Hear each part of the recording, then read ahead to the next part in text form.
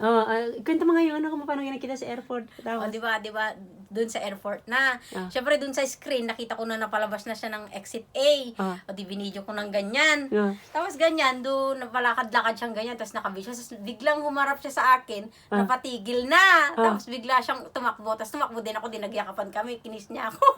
Tapos sabi niya mo sa akin, I didn't expect you that you're really so small. wala na. Kasi sabi niya, I know that you're small, but I didn't expect you're really so small. Ay, Kaya Ha? ayun, tawan-tawa ako. Tapos, Ha? wala lang, ginanon ko lang siya, tinapi ko lang, tapos tawa lang siyang ganyan. Tapos yun na, di ba? Tapos, pumunta na kami sa labas, hinintay namin yung taxi na in-order. Ay, kasi meron siyang in-order na pipick up sa amin from hotel. Ayun, so yun yung kwan. So, hinintay namin sa labas. Ayun. edi, you're so cute kung kuna na. Yun ang sabi niya, sweet, cute, tapos caring. But very small kuna na.